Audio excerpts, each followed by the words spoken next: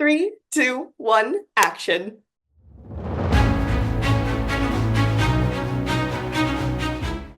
Welcome back to episode 47 of As Seen on Screen. I'm Nicole.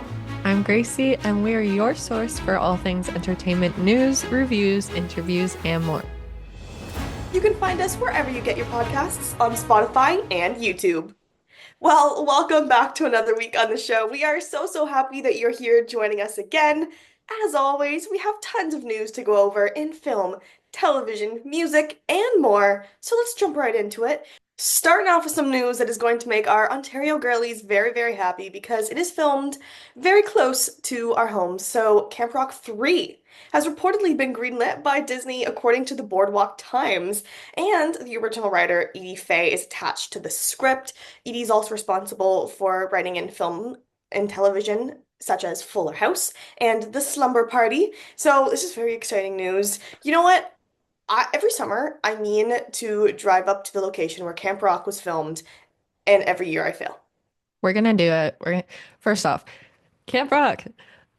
Second, we are going to do it. That is our road trip for the summer. Last year we went to the movie theater. This year we are going to the Camp Rock place. Yeah, I would love to go to the Camp Rock camp. I think we need to recreate all of the videos though, like all the We just need viral to do a full TikToks. TikTok of us coming out of the forest doing Camp Camp Rock. Rock.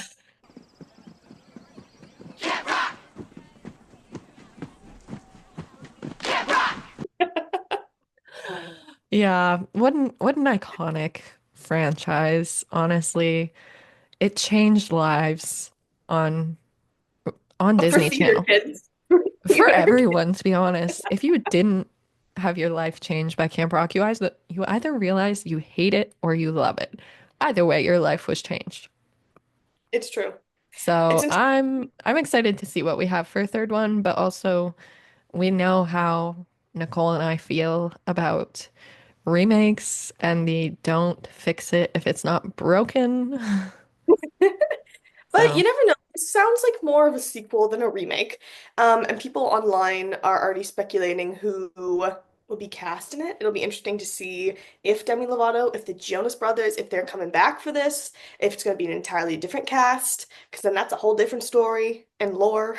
yeah, I don't really know what to expect from this, but I'm just hoping it won't be disappointment. So, but in non-disappointing news, the Oscars is officially adding Best Stunt Design to the award show beginning in 2028 for the 100th show, honoring the movies of 2027. Let me just say, Nicole and I have been advocating for this since The Fall Guy came out. On the count of three, everyone say thank you, the Fall Guy. One, two, three. Thank Thank you, you, Fall Guy. Fall Guy. Thank you, Ryan Gosling. No, it's just it's such an important award to be given just in general. But stunts are so important in any film. And I feel like if people are risking their lives to do these stunts and like perfectly craft them and design them, they should 100% be nominated for these. Like, why are we not? Why have we not been? Like, why did it take this long to recognize how powerful stunts can be and how powerful the people who make those and do those are? I saw people online were like, of course, this comes into effect right as Mission Impossible is ending. You know, if he's nominated, we know who's winning. But Real. I'm miffed for the Fall Guy. What do you mean? Right? I saw someone on Twitter or X yesterday was doing predictions for out of the last like 10-ish years, what movies would have won this award if it had been in effect over the last 10 years. Mm, And where last year, which is valid, but also they guessed Dune Part 2 would win for the stunt award over the Fall mm, Guy, mm. which I can't argue with. But also in my mind, I would like to say that the Fall Guy won this. Like in the bag. They broke Guinness World Records, you know? Exactly. Four stunts. Yeah. Mm-mm.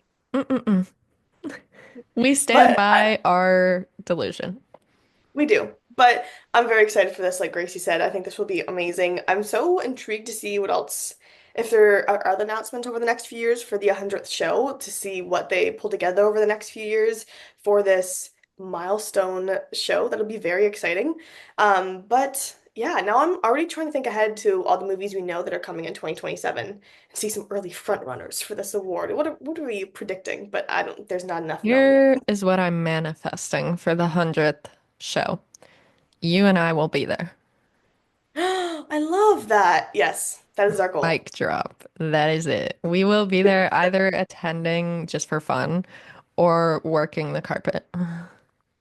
I like this. I like this level. Perfect. This is So, what I'm thinking too. thank you. Next topic. Well, moving into our next topic, Mike Flanagan's Carrie series was ordered by Prime Video early this week. It is, of course, based on Stephen King's novel of the same name, which has two film adaptations, one from 1970s and one from 2014. Which, fun fact, that Carrie, some of the scenes were filmed in my hometown, which was very exciting to look back on and watch it now. But Mike Flanagan is directing certain episodes of this 8 episode season, as well as executively producing, show running, and writing. And Mike Flanagan, we trust. We love Mike Flanagan. I do not do scary, but I do love Mike Flanagan. Life of Chuck. Okay. That was a bold statement for someone who doesn't like horror. Exactly. Here's what I'm saying. Life of Chuck, so good. But also The Haunting of Hill House. What was the other one? Bly Manor. Iconic. I know there's more, but like this man is so talented and I have so much respect for him and he kills everything he does. So in Mike Flanagan, we trust. Dr. Sleep Shutout, that was a Exact. great movie too. Literally, we could just keep going with it. Midnight But Mass. yes. Like, Sir Yeah. kills it. But yeah, I'm excited for this. Obviously, we've already seen two carries, so I'm interested to see how this one kind of like changes the story a bit. Obviously, not too crazy, but the way he takes it on and the way his collaborators do will certainly be different and something we haven't seen yet. So I'm excited for that. I also stand by corrected my previous point. Carrie was 2013, not 2014. That is my bad, everyone. But going back to a point you just made, the Life of Chuck, let's talk about it a little bit. We did give our review of this movie last year during the Toronto International Film Festival, but since then it has been acquired by Neon and they will be distributing it across Canada and the United States on June 6th of this year. So it's coming up quickly, less than 2 months to go, and it is yours to see. This movie did actually win the People's Choice Awards at TIFF last year as well. If you haven't heard who is in this, it stars Tom Hiddleston, and basically it is a movie that goes in three separate timelines, but in reverse order, about this man, Chuck's life. And it kind of deals with all these, it's very different from anything we just mentioned about Mike Flanagan, because everything you just Mhm. heard is horror based. This, and it's still based off of Stephen King's novella of the same name. It is very moving and emotional, but it's also science fiction. So it incorporates all these genres in a very interesting way. But Gracie and I both really enjoyed this film. We thought it was really interesting and unlike anything we'd seen before, not only from Mike Flanagan, but just in general. So we had nothing but really good things to say about it. Honestly, as you said, it's like I've never seen anything quite like this film, and it is so powerful. And it does start out where you're quite confused. I think for us, though, it was because prior to TIFF, nothing had been released about this film. Even when we went into the film, there was like nothing. It was silence. So we had no idea what to expect. And then obviously there's a stellar cast alongside Tom Hiddleston, but it's just such a creative story. So shout out to Stephen King. But just the way he was, Mike Flanagan was able to bring it to the screen is so powerful. And obviously, it's still a little bit scary because it's Mike Flanagan and Stephen King, but it's so different and it kind of makes you look at life a little different too.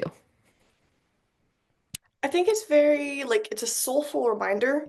that everyone has importance in their life and everyone has a place in this world. And I think it just really emphasized that no matter who you are, no matter who you know, no matter where you live, there's always people that are cheering you on and there's always people that love you. So I If you thought that can't was, tell, we will be singing it again. oh, absolutely. 100%. The other day, I think Neon made an account as Chuck Krantz, the main character, and he liked my Letterboxd review from Tiff and left a comment that said, "Thanks, Nicole." But all I got was a notification that said, "Letterboxd, Chuck Krantz, thanks, Nicole." And I was like, Oh, huh? Chuck didn't comment on mine. I'm jealous. So that was just our little take on Mike Flanagan and his upcoming film. So definitely go see that when it hits theaters on June 6th. Yeah. But moving on in the entertainment world, for all those of you who love Saturday Night Live, I know I have a few friends who religiously watch it. You're getting a new Saturday Night Live, kinda. It's heading to London. It landed a deal with Sky for the UK remake of the show. Lorne Michaels will obviously be overseeing the production, and it's expected to release in 2026. So it is coming up very fast. I keep seeing a meme where I think I sent it to you, Nicole, where it's like the announcement about it going to the UK, and it's a British person saying the whole coming to you live, it's Saturday night.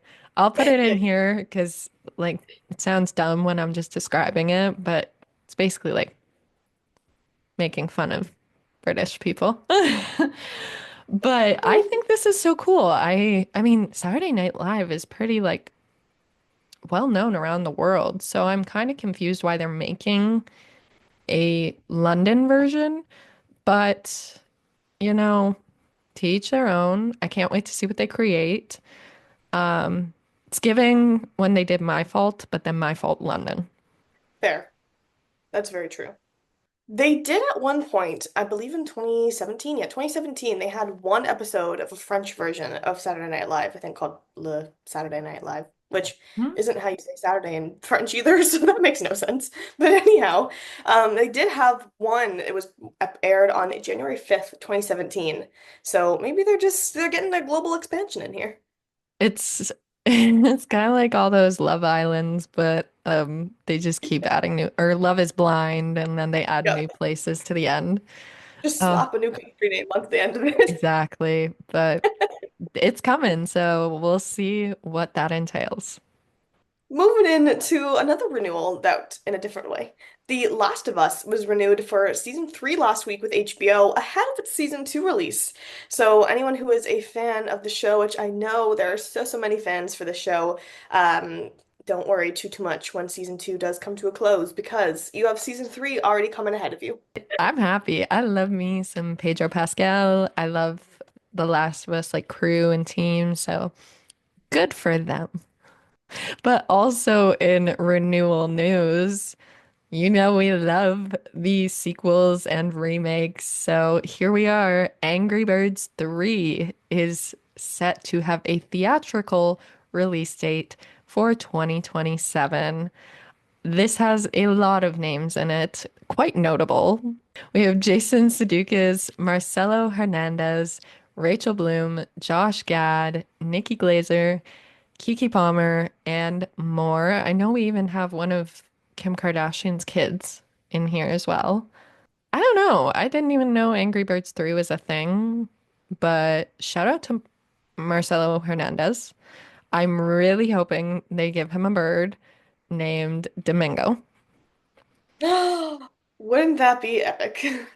Yeah, I feel like that would be so iconic, but it probably won't happen. But yeah, this is a stacked cast. I mean, I was shocked when Angry Birds 1 happened, let alone Angry Birds 2. Now we're on the third one.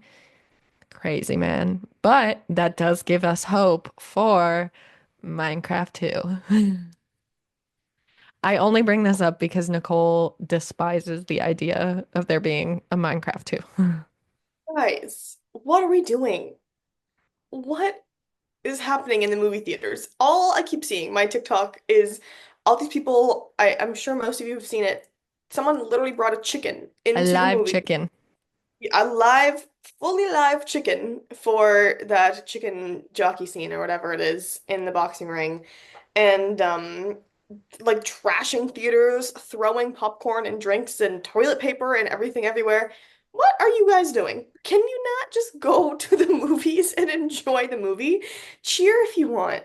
Yell if that makes you happy, I guess, with this type of movie, but stop trashing the theaters, the poor people that work there.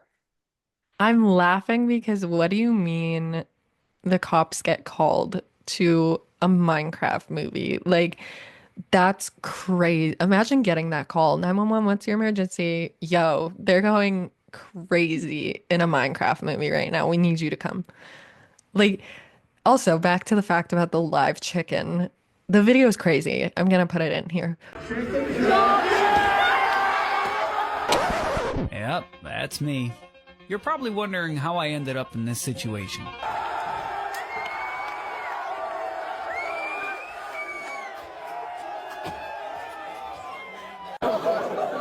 But you're telling me, and I told Nicole I was gonna say this because what the hell?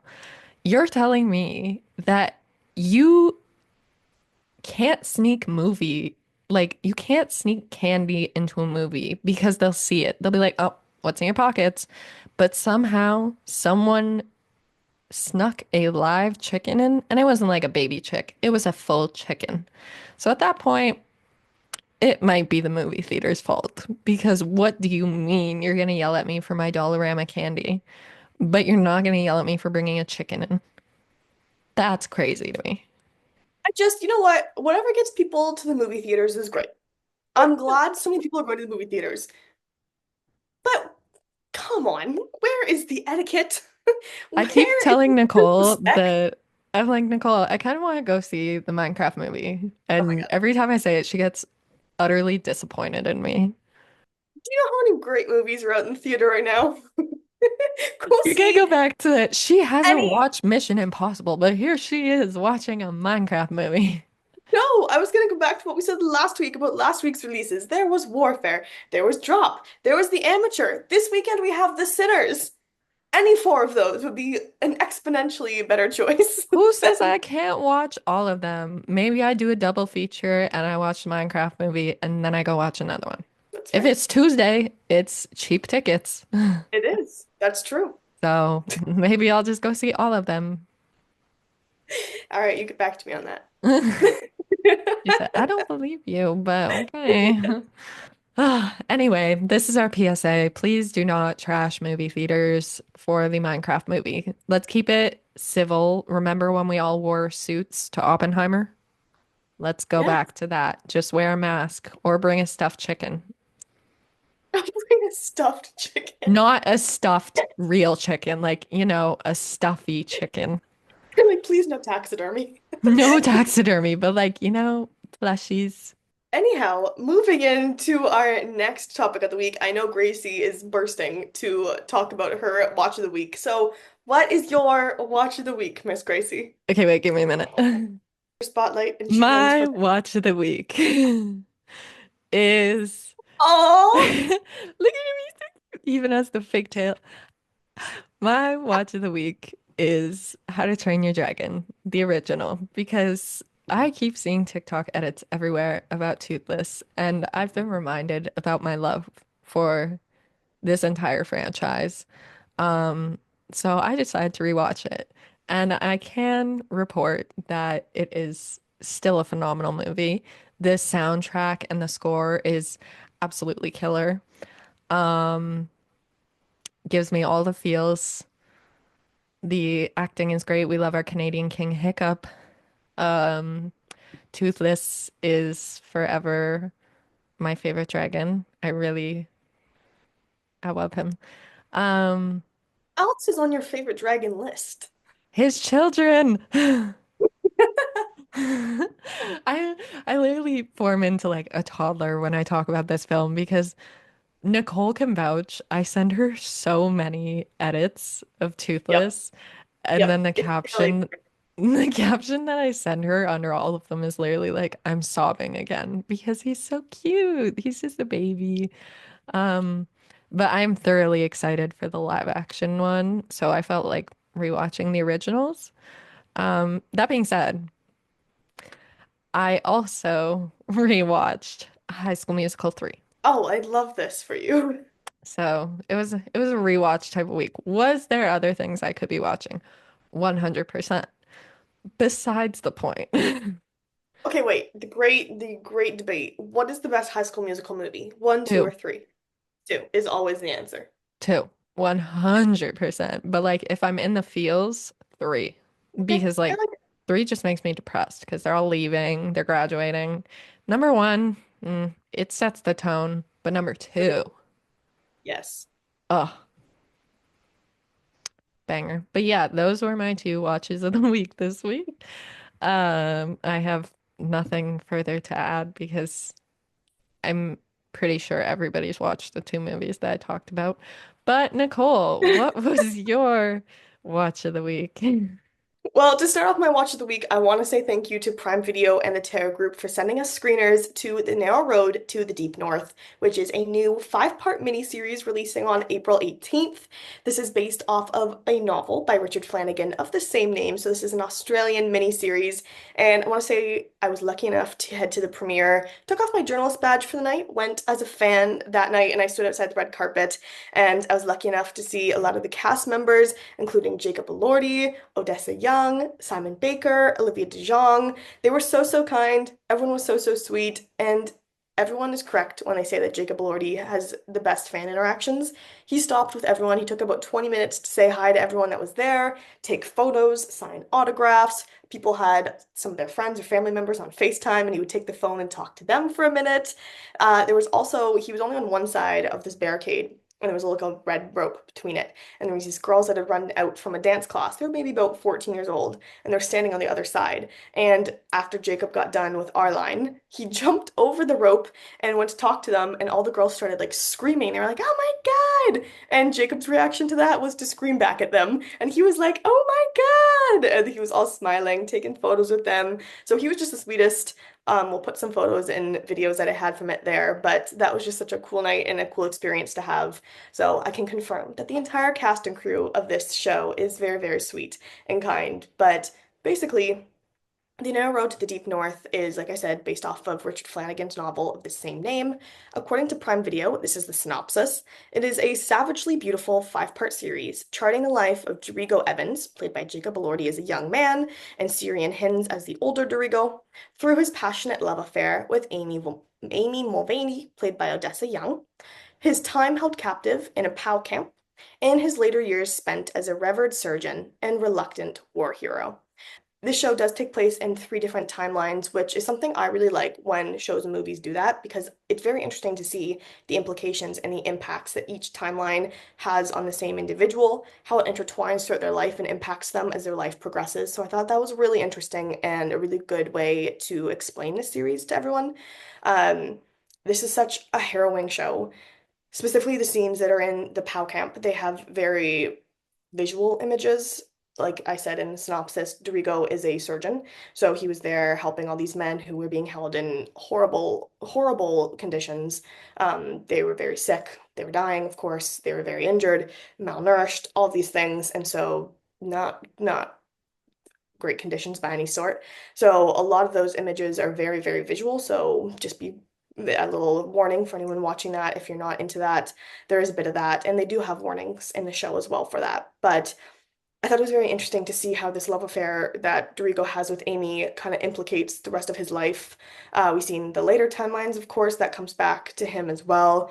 But he is also married to, or he is engaged to in the show, Olivia de Jong's character. And so it's very interesting to see her younger version of her, and then she also is an older version of her in the future as well. So it's just very interesting to see how it all intertwines with each other and how this has these real implications on his life when there's so many things going on with him, not only his love affair, but of course, obviously his time as a war hero. So it's just very difficult to watch.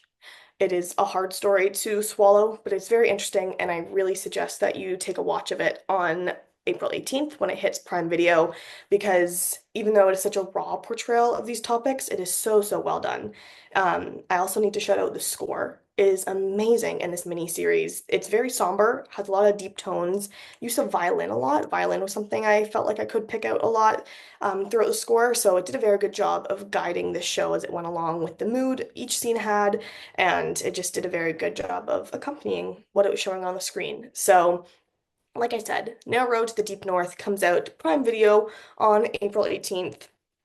There's a line I want to end it off with that Jacob Elordi's character Dorito says in episode 2, and he was referring to his fiance when talking to Amy, and he says, "People find her very beautiful," after she asks what he to describe it to her. And I thought that really summed everything up. Once you watch it, you understand what his character is going through and how Dorigo's character, where his headspace is at. So I thought that was a very interesting line that stood out to me. So that is on Prime Video, April 18th.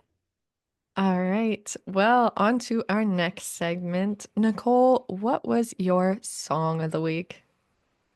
I'm gonna keep you on your toes this week, and I'm gonna change it up from my normal pace of country. My song of the week was Take Me Away by Jake Allen from the original Freaky Friday. Wow. Right? I saw it on TikTok and I was like, I haven't listened to this song in forever. And then I put it on my Spotify playlist and then I kept listening to it all week. So that was my song of the week. I forgot it existed and I loved it. What was your song of the week? Okay. I have been thinking about this all week. A Hell of a Good Time by Hayden Henderson. I'd heard the song before when it came out and like it was good, but I never added it to my playlist, so I lost it.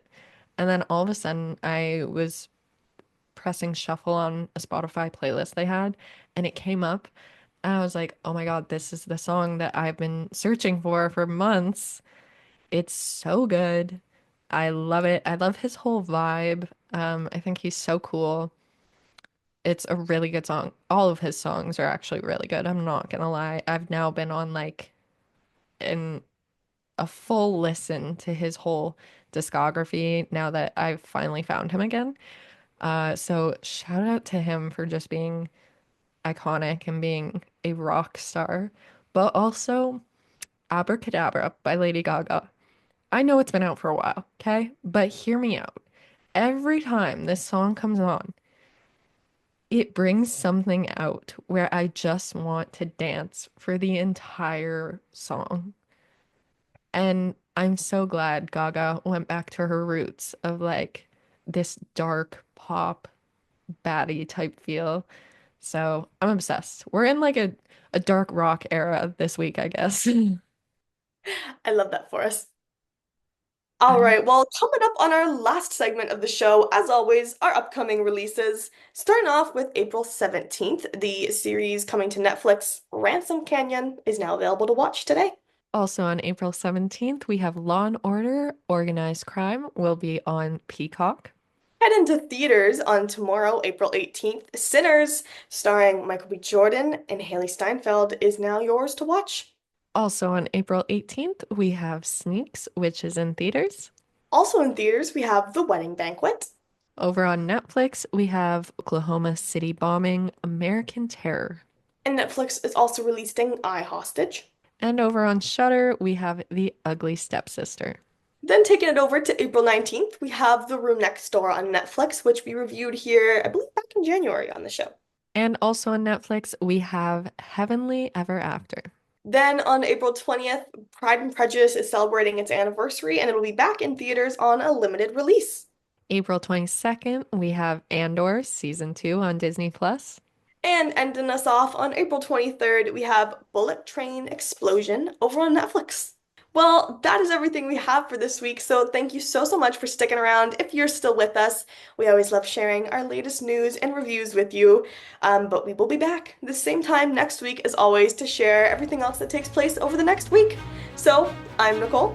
I'm Gracie, and you can watch us wherever you get your podcasts on Spotify and YouTube.